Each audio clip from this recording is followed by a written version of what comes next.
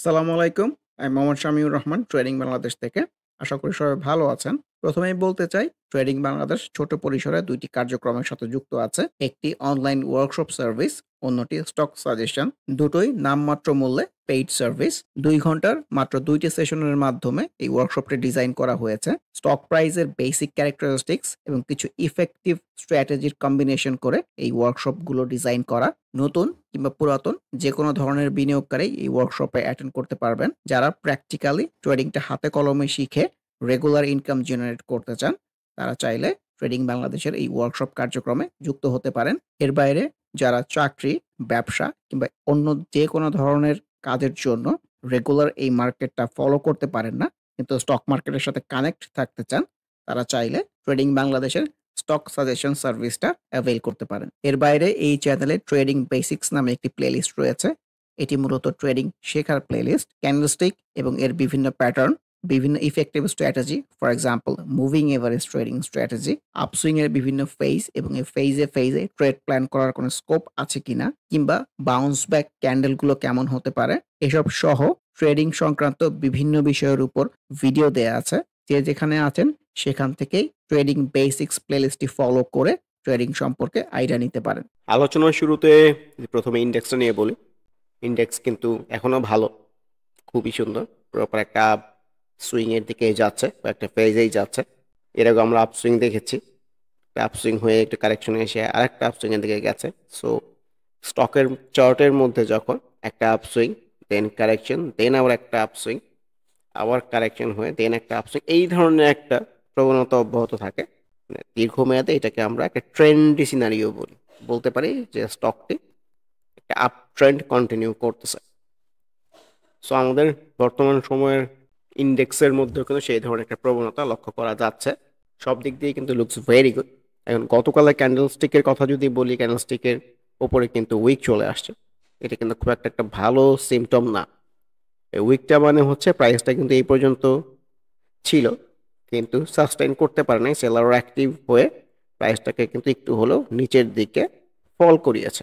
So, আমি সবসময় যেটা মেনশন করি একটা আপসুইংয়ের ক্ষেত্রে, একটা ফেজ, দুইটা ফেজ, এটাকে যদি কিংবা এর পরের দিন যেটা সেলসিনো টাইপ ক্যান্ডেল হয় তিনটা ফেজ বলি, যে একটা সুইং এর ক্ষেত্রে তিনটা চারটা ফেজের বেশি কিন্তু হয় না, তার তার আগে একটা কারেকশন এক্সপেক্টেড হয়। তো এই বিষয়টাও আমাদেরকে লক্ষ্য রাখতে হবে। ফর এক্সাম্পল, এই যে এটা রেড ক্যান্ডেল হলো, এই ক্যান্ডেলের মধ্যে আমার কাছে খুব একটা পার্থক্য নাই, কারণ প্রাইসটা একটা সময় ভালো ছিল, সাস্টেন করতে পারে, নিচে ফল করেছে। এখানেও কিন্তু এরকম একটা সিনারি হতে পারে। ইন্ডেক্সটা নিয়ে সবসময় একটু প্রায়োরিটি দেয়, কারণ আমাদের দেশের বেশিরভাগ স্টক কিন্তু ইন্ডেক্সকে ফলো করে, আর ইন্ডেক্স পজিটিভ থাকলে অনেক স্টক নতুন করে পারফর্ম করে, স্কোপ ক্রিয়েট করে। সো ইন্ডেক্সটা ভেরি ভাইটাল আমাদের দেশের স্টক মার্কেটের জন্য।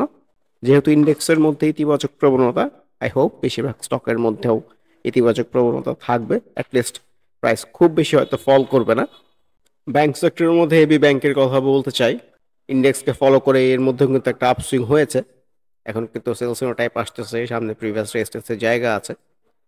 সো এগুলো ডেফিনেটলি একটু রিস্কি জোন। নতুন করে ট্রেড প্ল্যান করার ক্ষেত্রে কারেকশন হয়ে আসলে দেন নতুন করে ট্রেড প্ল্যান করা যেতে পারে এইসব জায়গাতে ইনিশিয়ালি।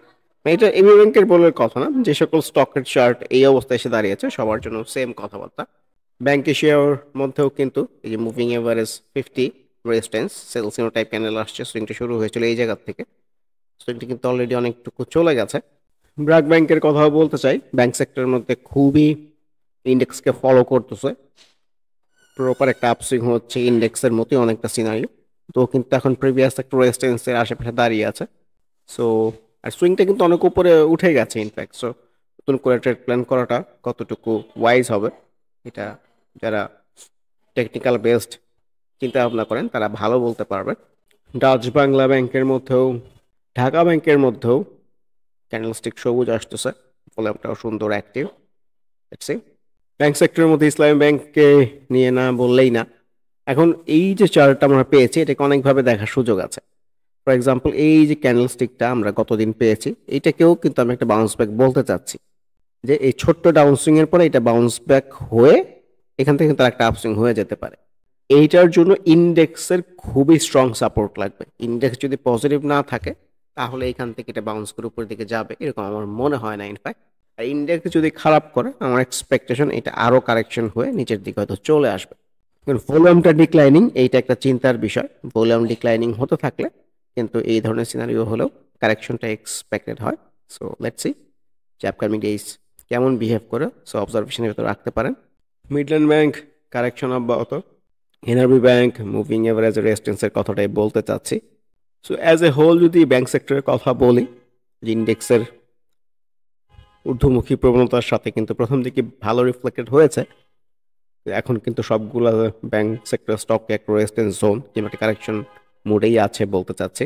সিমেন্ট সেক্টরের মধ্যে যদি লাফার্সের কথা বলি, নাথিং স্পেশাল ইনফ্যাক্ট, কারণ আনইউজুয়াল ভলিউম চলে আসছে, প্রাইসটাও বৃদ্ধি পেয়েছে। এখন আনইউজুয়াল ভলিউম আসলে সেম পরিমাণ ভলিউম কন্টিনিউ না হলে কিন্তু নেক্সট ডেতে প্রাইসটা সাস্টেইন করে না। কনফারেন্স সিমেন্টের মধ্যেও সেলসিনো টাইপ ক্যান্ডেল, হাইডেলবার্গ ভলিউমটা যদি অ্যাক্টিভ আছে, কারেকশন রিফ্লেকশন। সিরামিক সেক্টরের মধ্যে মন্য সিরামিক লুকস গুড, ভলিউমটা অ্যাক্টিভ রাখতে পেরেছে। ইসলামী ব্যাংকের ক্ষেত্রে যেটা দেখাচ্ছিলাম যে ছোট্ট একটু কারেকশনের পরে, যে এই ধরনের ক্যান্ডেল থেকেও কিন্তু বাউন্স ব্যাক হয়, অন্য সিরামিকের মধ্যেও কিন্তু আমরা সেই রিফ্লেকশনটাই পেয়েছি। সো সুইংয়ের ফেজ কিংবা সুইংয়ের ফ্লোটা বোঝাটা খুবই জরুরি। এখানে ভলিউমও সাপোর্ট দিয়েছে, ইন্ডেক্সও সাপোর্ট ছিল, কারণ কিছুদিন ধরেই পজিটিভ।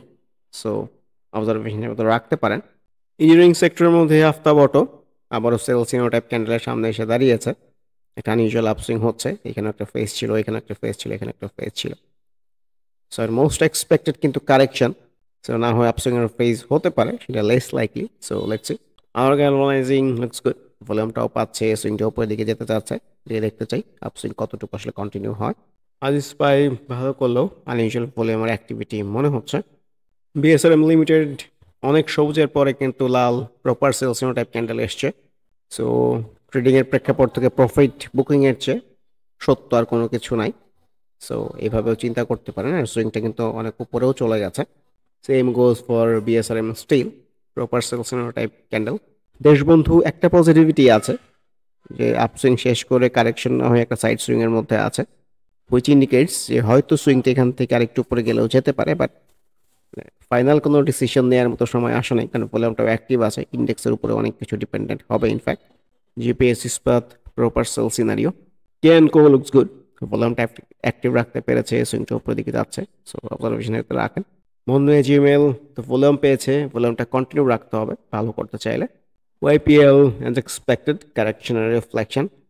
ফাইন্যান্সিয়াল সেক্টরের মধ্যে বিডি ফাইন্যান্স সেলসিনো টাইপ ক্যান্ডেলই মনে হচ্ছে। ডিবেইচ এখন ঊর্ধ্বমুখী প্রবণতা অব্যাহত আছে, সো অবজারভেশনের ভিতরে রাখেন। আইডিএলসি সেলসিনো টাইপে আসতেছে আমার কাছে মনে হয়, যে সিনারিটা আসতেছে সুইংয়ের ওপরের দিকে, নিচের দিকে না। সো ইটস ইউনিয়ন ক্যাপের মধ্যেও প্রপার সেলসিনো টাইপ ক্যান্ডেল। ফুড অ্যান্ড সেক্টরের মধ্যে Pran low paid up capital stock, গতদিন আমরা লো পেড আপ ক্যাপিটাল স্টককে কিছু মুভমেন্ট দেখেছি। সো ভলিউম অ্যাক্টিভ রাখতে হবে যদি সুইংটা উপরের দিকে যেতে চায়। Same goes for apex food, খুবই সুন্দর উপরের দিকে যাচ্ছে, সামনে কিন্তু প্রিভিয়াস রেজিস্ট্যান্সের জায়গা আছে। সো এই জায়গাটাকে রেসপেক্ট করে কিনা এই দেখার বিষয়। বিচ হ্যাজারিস আমার এক্সপেকটেশন ছিল যেখান থেকে ভালো করে যাবে, কিন্তু গতকালের ক্যান্ডেল ভালো আসে নাই। সো কারেকশনের ফ্লোতে ভাবা উচিত। Fine foods one of the trend stock, trend is your friend until it bends, খুবই সুন্দর ট্রেন্ড মেনটেন করে চলতেছে। অবজারভেশনের ভিতরে রাখাই যেতে পারে। যে দু একটা স্টক আছে, for example fine food sipper, এই দুইটা কথাই বারে বারে বলতেছে। আর একটা হচ্ছে ক্যাপ এম বিডিবিএল। একটা স্টক যতক্ষণ ট্রেন্ডি ততক্ষণ এই স্টকের সাথে থাকা উচিত। So looks very good to me. আবারও মনে করিয়ে দিতে চাই, যারা নামমাত্র মূল্যে প্র্যাকটিক্যাল ওয়েতে ট্রেডিংটা হাতে কলমে শিখে রেগুলার ইনকাম জেনারেট করতে চান, তারা ওয়ার্কশপ অ্যাটেন্ড করতে পারেন। এর বাইরে এই চ্যানেলের ট্রেডিং বেসিক্স প্লেলিস্টের ভিডিওগুলো দেখে যে যেখানে আছেন সেখান থেকে ট্রেডিং সম্পর্কে আইডিয়া নিতে পারেন। এর বাইরে স্টক সাজেশন কার্যক্রমেও যুক্ত হতে পারেন। সবাই ভালো থাকবেন। আল্লাহ হাফেজ। Happy trading. This is Shamiur Rahman signing off from today's episode.